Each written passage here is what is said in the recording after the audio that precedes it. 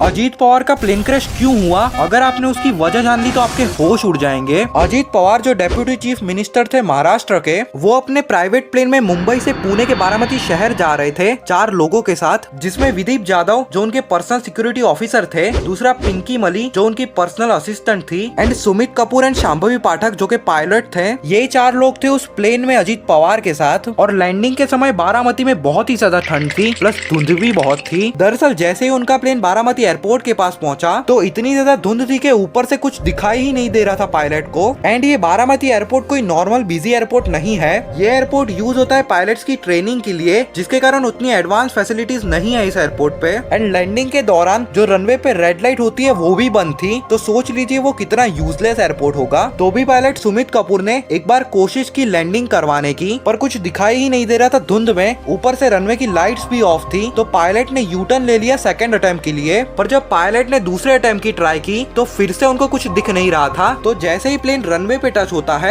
वैसे ही वो अनस्टेबल होके हिलने लगता है एंड आगे जाके क्रैश हो जाता है। क्रैश के कारण फ्यूल टैंक भी फट जाता है, जिसके कारण उन 5 लोगों की ऑन द स्पॉट डेथ हो जाती है। और ये हादसा सुबह के करीबन 8:45 पे होता है। और क्रैश इतना भयानक था कि अजीत पवार की बॉडी भी पहचानी नहीं जा रही थी, वो तो बाद में उनके हाथ में जो घड़ी थी उससे पहचाना गया। तो इस क्रैश के 2 मेन रीजन हो सकते हैं। पहला, एयरपोर्ट पे फैसिलिटीज की कमी होना, जैसे रनवे पे लाइट्स ऑफ थी। दूसरा, ठंडी, क्योंकि इतनी ज्यादा ठंड थी जिसके कारण धुंध भी बहुत थी। एंड शायद रनवे भी गीला होगा ओश के कारण, जिससे शायद प्लेन भी अनस्टेबल हुआ था। तो ये 2 मेन रीजन हो सकते हैं। आपको क्या लगता है इसमें किसकी गलती है? और जाने से पहले आप लाइक एंड सब्सक्राइब जरूर कर दीजिएगा।